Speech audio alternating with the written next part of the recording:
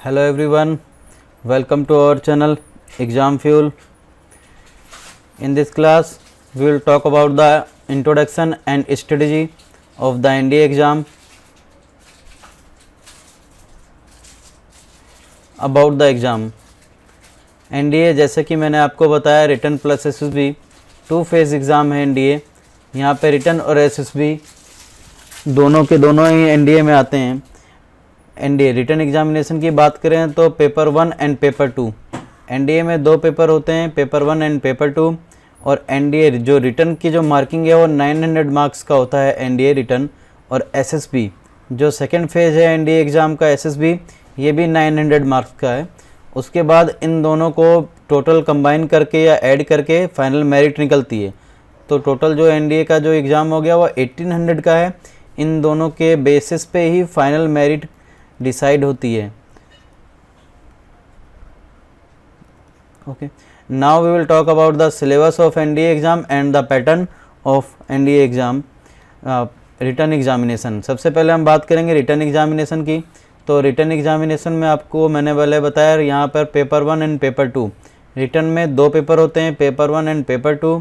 Paper 1 जो होता है वो 300 मार्क्स का होता है और पेपर 2 जो होता है वो 600 मार्क्स का होता है।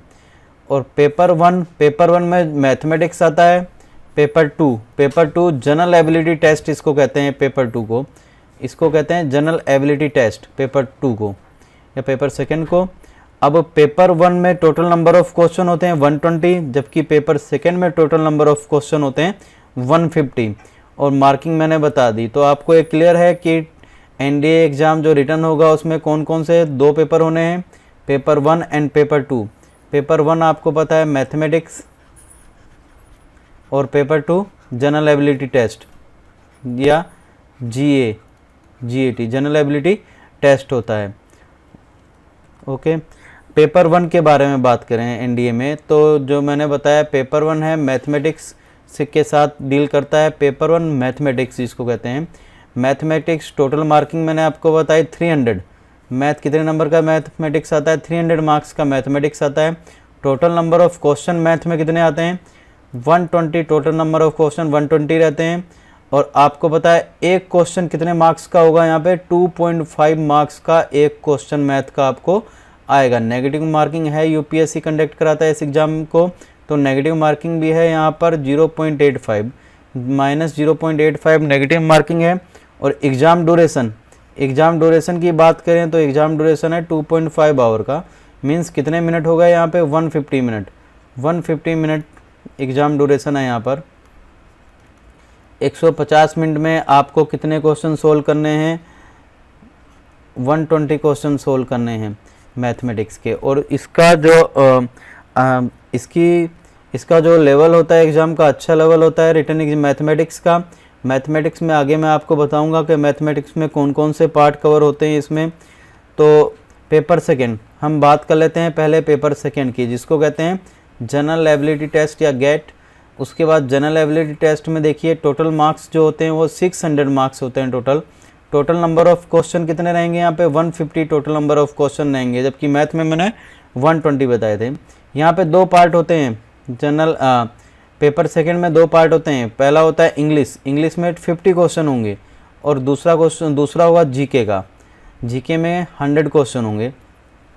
अब जिनके पास मैथमेटिक्स है वो लोग तो मैथ तो अच्छे से जानते हैं, इंग्लिश भी कर लेंगे, पर वो GK उनके लिए क्या होता है, नया होता है। और GK में भी कुछ पोर्शन है जो उन्होंने कभी पढ़े नहीं होते हैं, जैसे हिस्ट्री, पॉलिटी, इकोनॉमी, ज्योग्राफी, ये सारी चीज़ें।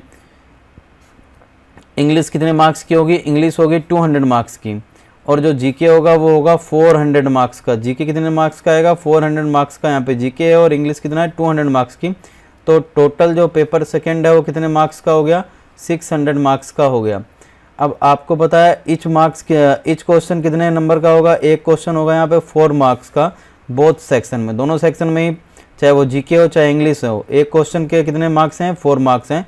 और नेगेटिव मार्किंग है यहाँ पे भी, नेगेटिव मार्किंग मैंने 1.33 नेगेटिव मार्किंग है 1.33। ये आपको ध्यान में रखना है, सारे के सारे तुक्के लगा के नहीं आ जाना है, नहीं तो ये सारा गलत हो जाएगा। नेगेटिव मार्किंग है 1.33, 1/3 है यहाँ पे नेगेटिव मार्किंग। एग्जाम ड्यूरेशन यहाँ पर क्या है 2.5 आवर का, 150 मिनट है यहाँ पे भी एग्ज़ाम ड्यूरेशन। तो ये आपको ध्यान रखना है कि एग्ज़ाम ड्यूरेशन जो कि पेपर 1 में मैंने बताया था मैथ और जीएटी दोनों के लिए ही एग्ज़ाम ड्यूरेशन सेम है 150 मिनट। 150 मिनट्स हैं, तो दोनों के लिए एग्ज़ाम ड्यूरेशन क्या है, सेम है। जबकि जीके में मैथ में क्वेश्चन कितने हो गए, अभी आपको क्लियर हो गया 120, जबकि जीएटी में क्वेश्चन कितने हो गए 150। अब यहाँ पे मार्किंग में आपको एक बार बता देता हूँ, ये 2.5 इंटू करेंगे तो ये आपको पता लग जाएगा कितना हो गया है, 300 का है। और ये वाला कितने का हो गया 150 इंटू 4 तो है 600 का। तो इस तरह से इन दोनों को ऐड कर दीजिए 300 प्लस 600, तो ये टोटल जो रिटर्न एग्ज़ाम हो गया वो 900 मार्क्स का हो गया, जो कि एक ही दिन में कंडक्ट होगा। ओके, मैथमेटिक्स की बात करें, सिलेबस ऑफ द मैथमेटिक्स के सिलेबस की यहाँ पे बात कर लेते हैं हम लोग। मैथमेटिक्स सिलेबस में अलजेब्रा, सबसे पहले अलजेब्रा आएगा, अलजेब्रा उसके बाद मैट्रिक्स एंड डिटर्मिनेंट ये आएगा। उसके बाद बात करें टिग्नोमेट्री, अच्छा खासा पोर्शन कवर होता है टिग्नोमेट्री का यहाँ पर। उसके बाद एनालिटिकल जियोमेट्री ऑफ 2 और 3 डायमेंशन, 2 और 3 दोनों 2 और 3 डायमेंशन की ज्योमेट्री आएगा, एनालिटिकल ज्योमेट्री 2 और 3 डायमेंशन का। डिफरेंशियल कैलकुलस भी यहाँ पे आएगा, डिफरेंशिएशन जिसको कहते हैं, इंटीग्रल कैलकुलस जिसको इंटीग्रेशन कहते हैं, और डिफरेंशिएशन इक्वेशन भी आएगा। एरिया फाइंड आउट करने के लिए आ सकता है आपको, differential equation and area find out करने के लिए। वेक्टर अलजेब्रा भी आपके सिलेबस में। इसके अलावा स्टैटिस्टिक्स एंड प्रोबेबिलिटी ये भी आपके सिलेबस में है। अब मैं आपको एक चीज़ बता दूं, मैथमेटिक्स जो आता है वो 11th एंड 12th दोनों लेवल का आता है, 11th और 12th लेवल का यहाँ पे आपको मैथमेटिक्स आता है एनडीए एग्ज़ाम में। 11th क्लास की जो सीबीएसई के अकॉर्डिंग 11th क्लास का सिलेबस ज़्यादा कवर करता है, जबकि जो 12th क्लास का सिलेबस है वो थोड़ा कम कवर करता है। पिछले कुछ सालों के मैंने जो पेपर एनालिसिस किया है उसके अकॉर्डिंग मैं आपको कुछ इन्फॉर्मेशन दे देता हूँ। यहाँ पे जो क्वेश्चन है कैलकुलस जो 20 से 25 मार्क्स का आता है। क्वाड्रेटिक इक्वेशन आएगा 20 या 15 मार्क्स का, 15 क्वेश्चन आएंगे सॉरी। मैट्रिक्स एंड डिटर्मिनेंट ये 30 क्वेश्चन आते हैं मैट्रिक्स के और डिटर्मिनेंट के। प्रोबेबिलिटी की बात करें तो 10 क्वेश्चन, उसके बाद टिग्नोमेट्री 30 क्वेश्चन, कॉम्प्लेक्स नंबर 10 से 15 क्वेश्चन आते हैं। इस तरह से टोटल 120 क्वेश्चन का डिवीजन होता है मैथमेटिक्स के लिए। एक बार और रिवाइज करवा देता हूँ मैं, कैलकुलस में 20 से 25 क्वेश्चन आएंगे, क्वाड्रेटिक इक्वेशन में 15 से 20 क्वेश्चन आएंगे, मैट्रिक्स एंड डिटर्मिनेंट इसमें 30 क्वेश्चन आएंगे। एंड प्रोबेबिलिटी जिसको अगर प्रोबेबिलिटी वीक है तो यहाँ पे बहुत ज़्यादा टेंशन लेने की जरूरत नहीं है। प्रोबेबिलिटी के 10 क्वेश्चन, टिग्नोमेट्री में आप अच्छा स्कोर कर सकते हैं, 30 क्वेश्चन है। कॉम्प्लेक्स नंबर भी अच्छा है, 15 क्वेश्चन तक हैं। इसके अलावा मैट्रिक्स बहुत स्कोरिंग है यहाँ पर मैट्रिक्स। उसके अलावा कैलकुलस भी स्कोरिंग है यहाँ पर, क्वाड्रेटिक इक्वेशन ये स्कोरिंग है। आप प्रोबेबिलिटी अगर आपको नहीं आता है, बार बार सोल्व कर रहे हैं फिर भी नहीं आ रहा है, तो आप इसको एक बार स्किप कर सकते हैं। वैसे मैं कहूँगा स्किप कुछ भी नहीं करना है। उसके बाद देखें इंग्लिश के लिए, सिलेबस ऑफ द इंग्लिश में मैंने आपको पहले ही बता दिया, आपको पता ही है यहाँ पे टोटल नंबर ऑफ क्वेश्चन 50 और 4 मार्क्स का है इस क्वेश्चन, तो इंग्लिश टोटल 200 मार्क्स का इंग्लिश है यहाँ पर। ये जो इंग्लिश वाला सेक्शन है ये आपको पता है कि कौन से पेपर में आता है, इंडिया के पेपर 2 रिटन पेपर सेकंड, जो कि पेपर सेकंड का जो पहला पार्ट है पार्ट ए वो इंग्लिश होगा, और पार्ट बी आपको पता ही है पार्ट बी में कौन सा होगा, जीके होगा। तो इंग्लिश की बात करें सिलेबस की तो ग्रामर एंड यूजेस, ग्रामर और उसके उपयोग यहाँ पे आएगा, कॉम्प्रिहेंशन एंड कोहेजन ये आएगा। उसके बाद स्पॉटिंग ऑफ द एरर ये भी ग्रामर का पार्ट है। पैराजम्बलिंग आपने पढ़ाई होगा। फिल इन द ब्लैंक्स आएगा ग्रामर से related.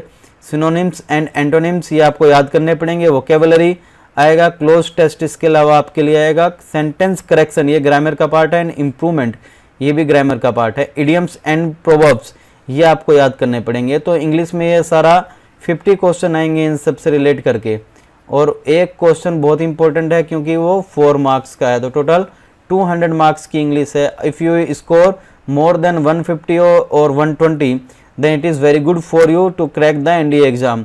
Next we will talk about the GK section. GK is very important section because every student who is from the mathematics background who don't know about the GK में कुछ part उसको आपको पता है, यहाँ पे A, B, C, D, E and F 6 part होते हैं। सबसे पहले A पार्ट की बात करें तो A part means physics. Physics क्या है? A पार्ट के बारे में फिजिक्स डील करता है।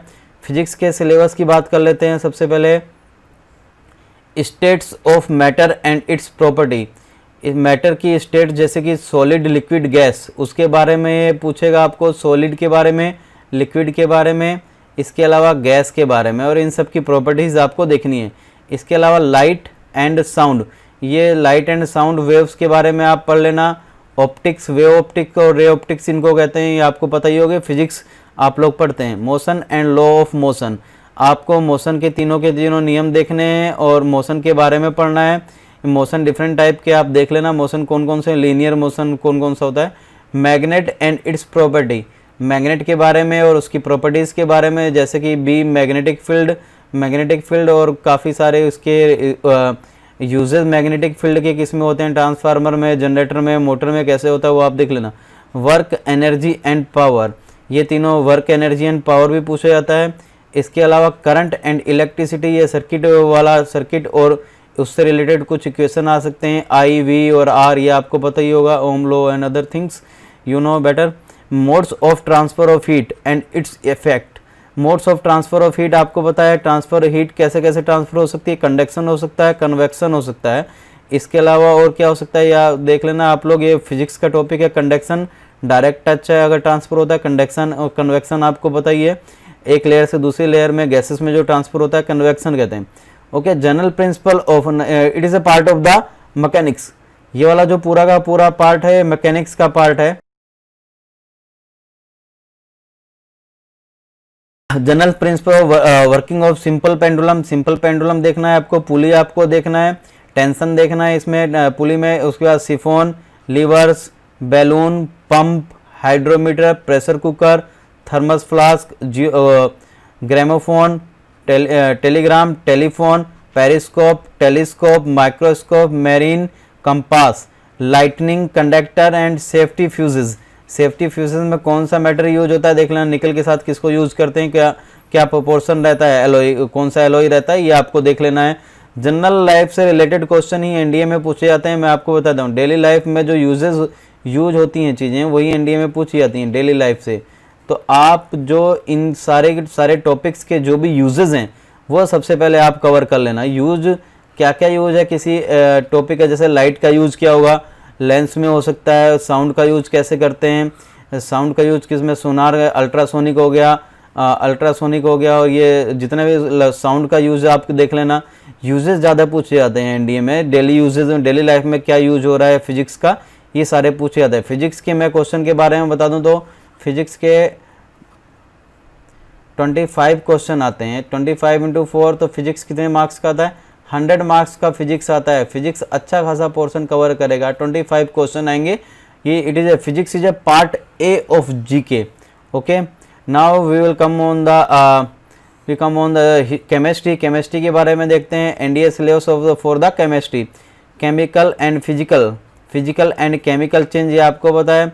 अब आइस से वाटर में कन्वर्ट होना है सारा फिजिकल चेंज है। केमिकल चेंजेस आपको पता है, कर्ड दही का बनना केमिकल चेंज है। Properties of oxygen, hydrogen with oxidation and reduction, आपको पता है ऑक्सीजन जब जुड़ जाती है तो ऑक्सीडेशन, ऑक्सीजन जब बाहर निकल जाए तो ये क्या होगा, ऑक्सीजन बाहर निकल जाए तो ये रिडक्शन होगा, या हाइड्रोजन जब अटैच हो जाए तो भी ये क्या होगा, रिडक्शन होगा। ओके, आपको पता ही है।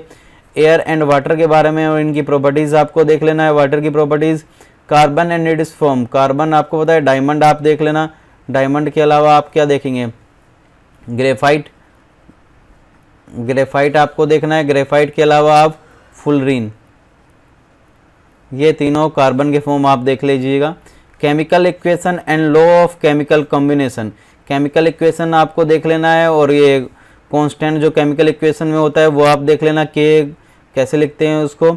Atom and its structure, atom और उसकी संरचना कैसी होती है देख लेना। न्यूक्लियस होता है, आउटर में इलेक्ट्रॉन कैसे मूव करते हैं, न्यूट्रॉन कैसे होते हैं। क्वांटम नंबर्स आप देख लेना, उसमें पूछा जा सकता है। Elements, compound and mixture, mixture में आप कोलाइड सॉल्यूशन देख लेना आप यहाँ पे, एलिमेंट्स कंपाउंड आप देख लेना, फर्टिलाइजर्स में आप क्या देखेंगे, urea, DAP, diammonium phosphate, after that super phosphate, now we will using the neem coated urea. ये बहुत इंपॉर्टेंट है, हम आजकल क्या यूज करते हैं, नीम कोटेड यूरिया, नीम की कोटिंग चढ़ी हुई यूरिया हम लोग यूज करते हैं ताकि जो कि नाइट्रिफिकेशन है, नाइट्रिफिकेशन की जो रेट है वो स्लो हो जाए, क्योंकि नाइट्रोजन का रेसो क्या होता जा रहा है, सोयल में बढ़ता ही जा रहा है, जो कि कैंसर के लिए भी कारक है। तो नाइट्रोजन कम यूज करना है, इसके लिए हम लोग क्या करेंगे, नीम कोटेड यूरिया यूज करते हैं ताकि जल्दी से ना गले। एसिड, बेस एंड साल्ट, ये आपको पढ़ना है, acid, base and salt. Salt पढ़ लेना, साल्ट के uses, use of material for the preparation of different chemical, different chemical बनाने के लिए मटेरियल कौन कौन से यूज होते हैं, जैसे कि सीमेंट बनाने के लिए क्या क्या यूज होता है, पीओपी कैसे बनता है, प्लास्टर ऑफ पेरिस, ये सारी चीज़ें आप लोग को पढ़ लेनी है केमिस्ट्री में। और मैं इसमें एक बार फिर आपको रिपीट कर देता हूँ, केमिस्ट्री में 15 क्वेश्चन होते हैं और 4 मार्क्स का ईच है, तो केमिस्ट्री कितना है, 60 मार्क्स का है। पर ये बहुत ईजी आता है, केमिस्ट्री इतना टफ नहीं है, डेली यूजेज वाला। 10th 11th में जो भी यूजेज आ रहे हैं, यूजेज जो कि डिफरेंट इन सारे सिलेबस से रिलेटेड जो भी यूजेज है वो आप इजीली पढ़ लीजिएगा, वही पूछे जाते हैं generally. Now we come on the general science, syllabus of the general science. General science के बारे में बात करूं तो ये जनरल साइंस कहने का है, यहाँ पर पूरा का पूरा बायो है, बायोलॉजी। जो मैथ वाले स्टूडेंट हैं उनको थोड़ा सा यहाँ पे पढ़ना पड़ेगा, उनको थोड़ा सा टफ भी लग सकता है। बेसिक सिलेबस पे आए तो basic unit of life, cell, cell के बारे में पूछेगा, सेल में न्यूक्लियस के बारे में पूछ सकता है, डीएनए, आरएनए, ये सब चीज़ें पूछ सकता है आपको, लाइसोसोम, ये सारी चीज़ें आपको पूछ सकता है। Reproduction in plant and animal, ये आपका फेवरेट टॉपिक रिप्रोडक्शन, या ये भी पूछा जा सकता है इसमें। Okay, living and non living things, living and non living things, trees के बारे में पूछा जा सकता है और सारी चीज़ें आपसे पूछी जा सकती हैं।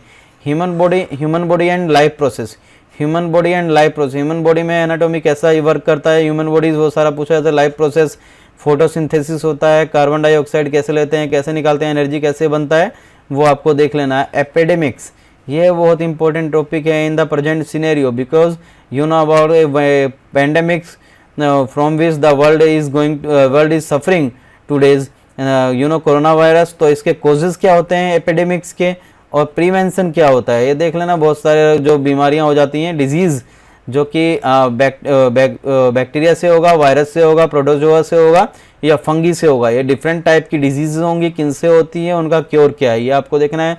फूड एंड बैलेंस डाइट, ये बहुत इंपॉर्टेंट है। फूड्स क्या, बैलेंस डाइट में प्रोटीन, कार्बोहाइड्रेट्स, विटामिन, मिनरल कहाँ से मिलता है, ये आपको एनसीईआरटी की बुक्स में सारा का सारा मिल जाएगा। 7th 8th 9th 10th जो भी एनसीईआरटी की साइंस की बुक है वहाँ पे आपको बायो वाले चैप्टर में बैलेंस डाइट एंड फूड मिल जाएगा। मैं नेक्स्ट क्लास बना दूंगा जिसमें कि हर एक टॉपिक आपको कहाँ से पढ़ना है, from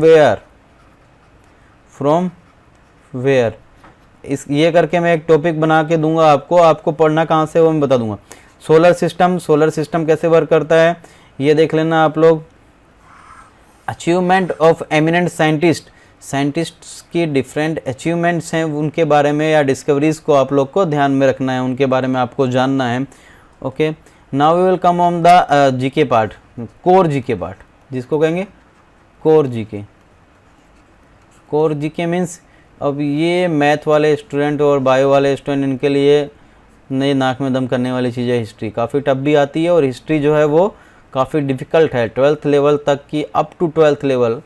I repeating that the syllabus of history which is covering in the NDA exam is up to the 12th level and UPSC ask very deep question of history from 12th history book. तो ये art वालों का भी थोड़ा ध्यान रखते हुए कि आर्ट वाले भी थोड़ा आर्मी को ज्वाइन करें, इसके लिए हिस्ट्री, ज्योग्राफी, ये सारे पोर्शन ये भी पूछे जाते हैं। आपको हिस्ट्री के बारे में पता होना चाहिए, इंडियन हिस्ट्री, हमारे देश का कल्चर क्या है, सिविलाइजेशन हमारी, हड़प्पा, ये आपको पता ही हड़प्पा के बारे में, कल्चर के बारे में, हमारा कल्चर कैसा है। कॉन्स्टिट्यूशन आपको पता होना चाहिए, और एडमिनिस्ट्रेशन, शासन कैसे चलता है हमारे देश में, संविधान क्या है, कैसे निर्माण हुआ, उसकी डिफरेंट जो फीचर्स हैं वो क्या है, एडमिनिस्ट्रेशन कैसा है हमारे देश का वो देखना है। अब after that we will talk about, ये सिलेबस बात करता है नेशनलिज्म इन इंडिया, काफ़ी हॉट टॉपिक है इन प्रेजेंट सिनेरियो। ओके, वो आपको पता ही है क्या चल रहा है, नेशनलिज्म के, देशभक्ति क्या चलती है। अब उसके अलावा भूदान और सर्वोदय, भूदान और Sarvodaya, Bhoodan related to Vinoba Bhave and Sarvodaya related to the Mahatma Gandhi. These are the movement associated with the eminent personality of India. Okay, now we will talk about next part, government of India at various level। यहाँ पे governance के बारे में सारा पूछा जाएगा, government of India at various level. Government को state में कैसी गवर्नमेंट होती है, यूनियन टेरिटरीज में क्या क्या होता है, और सेंट्रल में क्या है, प्रेसिडेंट क्या है, प्राइम मिनिस्टर क्या है। Next 5 year plan of India. India जब फ्रीडम मिला इंडिया को, तब इंडिया इतना डेवलप नहीं था, बहुत गरीब था इंडिया, तो उसको कैसे डेवलप करना है, तो 5 ईयर प्लान में पूरा उसका एक खाका बनाया गया था, तो यहाँ आपके सिलेबस में भी है। रेनेसा एंड डिस्कवरी, या वो यहाँ पे वर्ल्ड ज्योग्राफी भी है, देखिए वर्ल्ड ज्योग्राफी आ गया यहाँ पे, रेनेसा और डिस्कवरी, और वेरियस डिस्कवरी रेनेसा के टाइम पे क्या हुआ था। रेनेसा का मतलब होता है पुनर्जागरण, पुनर्जागरण। कोई भी चीज़ अगर आप दोबारा शुरू करते हो, खुद में अगर नया अचीवमेंट करते हो, खुद को नई चीज़ के लिए तैयार करते हो, ये आपके लिए एक रेनेसा है। French, Russian and industrial revolution, ये देखिए तीनों के तीनों रिवोल्यूशन यहाँ पे पूछे गए हैं, French, Russian and industrial revolution. United nation and the concept of one world, ठीक है, यूनाइटेड नेशन की बहुत सारी ब्रांचेस भी है, यूनाइटेड नेशन के बारे में भी आपको पढ़ना है। Now it's talk about the democracy in India. Democracy आपको पता है लोकतंत्र और वोटिंग राइट इंडिया में है, डेमोक्रेसी है इंडिया में, तो ये इसके बारे में पूछ रहा है। After that there is one more point, teaching of a great person of India, Mahatma Gandhi. Okay, Mahatma Gandhi की टीचिंग क्या क्या है, सत्याग्रह क्या है, असहयोग आंदोलन, ये सारी चीज़ें आपसे पूछा जाएगा। Next geography, geography is also very important part for the NDA examination. There will be 20 question of geography, each of 4 marks, then total 80 marks cover जो करेगा वो ज्योग्राफी करेगा। ओके, ज्योग्राफी में मैं आपको बता दूँ, there are 2 part mainly, physical और plus Indian geography. Physical geography है और इंडियन, 2 ज्योग्राफी यहाँ पे आपको पूछा जाएगा। फिजिकल ज्योग्राफी ज़्यादा पूछी जाती हैं और इंडियन ज्योग्राफी थोड़ा कम पोर्शन में पूछा जाता है। एनडीए के सिलेबस की बात करें ज्योग्राफी के बारे में, क्योंकि आपको देश की सेवा करनी है, नेशन को सर्व करना है, और डिफरेंट ज्योग्राफिकल कंडीशन में आपको वर्क करना है, तो then the physical geography is very important and you have to protect the nation, then you have to know, you should know about your nation, you should know about the geography of India, because you can go to serve nation in any state। तो India में geography है जो काफ़ी vast है, काफ़ी diversities हैं, तो आपको कहीं भी जाना पड़ सकता है सर्व करने के लिए इंडिया को, तो आपको इंडिया के बारे में पता होना चाहिए। Now earth and its origin and movement. Earth, उसका ओरिजिन कैसे हुआ, मूवमेंट क्या है, लैटिट्यूड और लॉन्गिट्यूड, ये आपको देखना है। टाइड्स एंड ओशियन करंट, इसके बारे में आपको बताना चाहिए, ओशिनोग्राफी के बारे में, टाइड्स और ओशियन करंट कैसे वर्क करता है। रॉक एंड इट्स क्लासिफिकेशन, चट्टाने हैं उनका क्लासिफिकेशन कैसे है, igneous, metamorphic, sedimentary rocks. The atmosphere and atmospheric pressure, atmosphere के बारे में और उसके प्रेशर के बारे में, कैसे विंड और प्रेशर में क्या रिलेशन है, विंड कैसे इफेक्ट होती है प्रेशर से, विंड किधर से किधर फ्लो होती है, ये सब आपको पता होना चाहिए।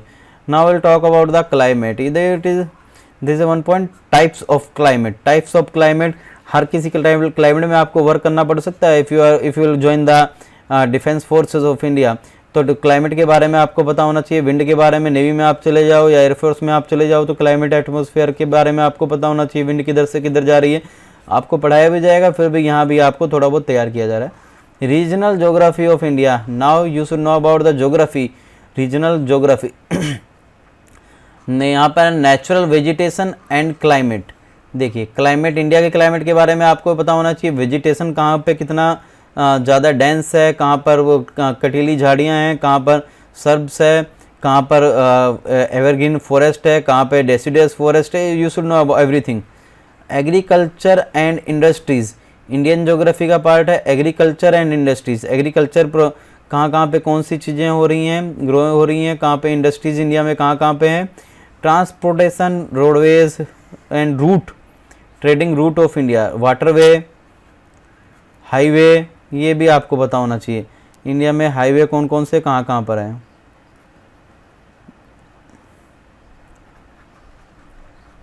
इंपॉर्टेंट हाईवे भी कहाँ से कहाँ तक ये आपको पता होना चाहिए। Export and import of India, export India क्या करता है, इंपोर्ट इंडिया क्या करता है। इंपोर्ट मीन्स अपने देश में कोई चीज़ आती है उसको इंपोर्ट कहते हैं, देश से कोई चीज़ बाहर जा रही है तो उसको एक्सपोर्ट कहते हैं। ये ज़्यादा होना चाहिए, पर हम लोग अभी क्या चाइना से बहुत ज़्यादा इंपोर्ट करते हैं, तो हमें क्या करना है, एक्सपोर्ट ज़्यादा करना है, इंपोर्ट कम करना है, तभी हम क्या रहेंगे ट्रेड बेनिफिट में रहेंगे। Mineral and power resources of India, minerals के बारे में और power resource, very important resource, power resource, इसी पे किसी भी देश का, किसी भी कंट्री का डेवलपमेंट टिका हुआ है। पावर रिसोर्स, कितनी पावर है किसी कंट्री के पास, पावर जनरेशन कितना कैपेसिटी है, मिनरल वेरी इंपॉर्टेंट है। ठीक है, now current affair, current affair के बारे में बात करें, करंट अफेयर के total question of current affair यहाँ पे आता है, ये 10 क्वेश्चन आते हैं, 10 क्वेश्चन और 4 मार्क्स के, 4 मार्क्स तो टोटल कितना हो गया, 40 मार्क्स का आपको करंट अफेयर यहाँ पे आएगा। ये भी इंपॉर्टेंट, आप छोड़ नहीं सकते हैं। Every marks is important in India example, India exam, single mark, every single marks is important because you want to crack India exam, then it is important for you to achieve or score good marks. Important events of India, sorry यहाँ पे spelling mistake है, important event of world, important event of India. Now prominent personalities of India, prominent personalities of India जो कि news में है वो आपको देखना है। प्रोमिनेंट पर्सनैलिटीज़ ऑफ वर्ल्ड, ये आपको देखना है, ये नहीं कि किम जोंग उंग के बारे में ही पढ़ लें तो उसी के बारे में पूछा जाएगा, नहीं पूछा जाएगा। ठीक है, प्रोमिनेंट जो कि न्यूज़ में रही हैं और जिन्होंने कुछ अच्छा काम किया वो पूछा जाता है यहाँ पर। Cultural activities of India and world, cultural activities क्या हुई हैं, कहीं पे कोई फेयर ट्रेड लगा है, कहीं पे कुछ कल्चरल एक्टिविटी, कहीं डांस हो रहा है, मोहिनी अट्टम, कहीं पे प्रधानमंत्री जी अपने गए हैं, तो वो पूछा जा सकता है। Sports activity of India and world, sports activity India में और वर्ल्ड में क्या हुई है, ये भी पूछी जा सकती है। ड्यू टू द कोरोना ज़्यादा एक्टिविटीज़ हुई नहीं है, तो आपके लिए बहुत ईजी है करना, पिछले साल का ही तैयार कर लेना, वही आ जाएगा यहाँ पे, क्योंकि इस साल में तो कुछ हुआ ही नहीं एक्टिविटीज़ में, स्पोर्ट्स में। गांगुली बहुत प्रयास कर रहे हैं मगर हो तो नहीं पाया, पता नहीं इतना वो लगे हुए क्यों है मैच कराने के लिए, उनको तो करा के ही मैच रहना है। तो BCCI के अध्यक्ष हैं सौरभ गांगुली जी, आपको पता ही है, वो मैं क्रिकेट जब तक नहीं होगा चैन नहीं पड़ेगा उनको। ठीक है, चाहे कोरोना हो चाहे कुछ हो। Okay, thank you so much, and in the next class I will teach you from where you should study and from where कौन सी बुक्स आपको पढ़नी है और कहाँ से कौन सी चीज़ें कवर हो जाएंगी। Thank you so much, and please subscribe and press bell icon of Exam fuel.